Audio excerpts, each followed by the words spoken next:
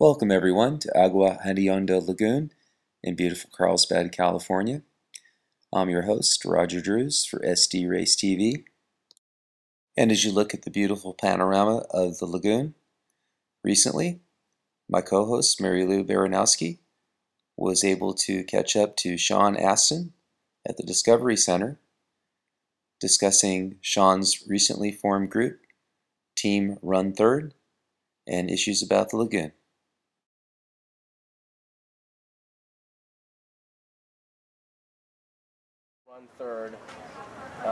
Run3rd for world peace, Run3rd for my dad who has Alzheimer's, Run3rd for to stop bullying. So people you love, a cause, ideas, Run3rd for your, the second cup of coffee in the morning, like that. And it was amazing. It really took off. And I was on the cover of Runner's World actually, and which is kind of a shocking thing. Like why would, least likely people to have that distinction. But are any of you guys driving the celebrities to their locations?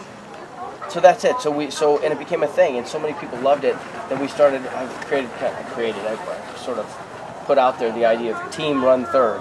So now today, there's somebody in Michigan, and there's people in different places in the country who are kind of Run3rd ambassadors, and all it means is they just go on their Twitter account and say, hey, dedicate your run, and so they dedicate their run, and they create little Run3rd signs and stuff like that. So as a Run3rd kind of concept, someone who runs all the time, whenever there's an opportunity to participate in an event like this, I always just jump.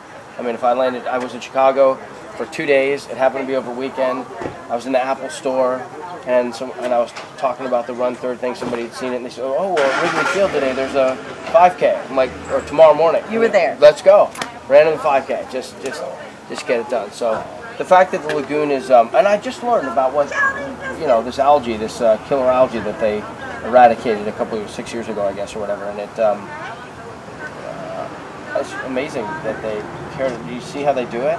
They have they put tarps over sections of the algae, and they, like with sandbags, and then divers go like square foot by square foot, and they put chlorine in there to kill the algae, because the algae would take over the whole place and kill the ecosystem.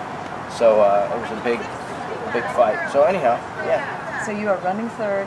Run3rd, yeah. Run3rd for Lagoon Day, I guess. We've been runners for years, so now we can be Run3rd. So whatever you want. What other sports activities could you envision being here at the Discovery Center?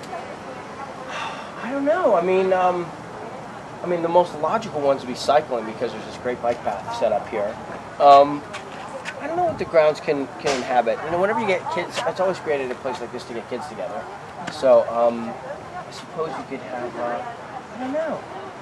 I mean, I'm just now going. I went to the lagoon this morning and kind of took a little look around there. I don't know, athletic events. God, it's who knows what you could do. Play frisbee with a bunch of kids? I don't know. Well, I know that they have 3 different walks going on today and a run for fun. Could you envision, say, a 5K run? Oh, absolutely. If the community came out to support this sort of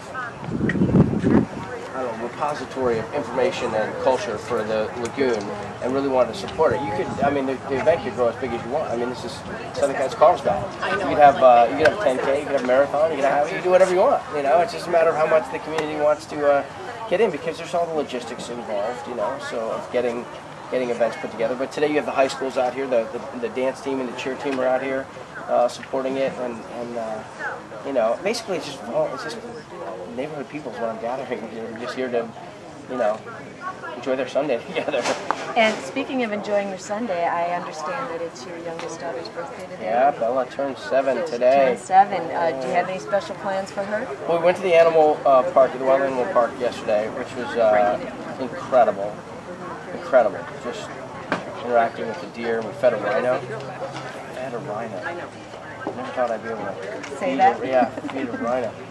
We saw the okapis, and they're very. The littlest one is really oriented towards animals. She has been since she was a little kid, and with a kind of unbelievable specificity. I mean, you can ask her about all different kinds of animals, and she'll tell you about their habitats and everything. So we're going to go to the aquarium today after the run. So It's an animal weekend for It Bella. is an animal weekend, and it's going to be a good one. I'm going to tell you about the oysters. You know, there's like an oyster farm down here. No. Yeah, there's an oyster farm in the bottom of the lagoon, and on the other side, there's, I think, a sea bass, not an observatory, but some sort of a scientific relationship with sea bass down there. So there's more going on in your local lagoon than you even know about. So I encourage you to come out here to the Lagoon Cultural Center and figure out what's going on in your neighborhood. Well, thank you, Sean, so much for talking to us. And Take good care of your kids, your PE kids. Yeah. I will. Thank you, Sean.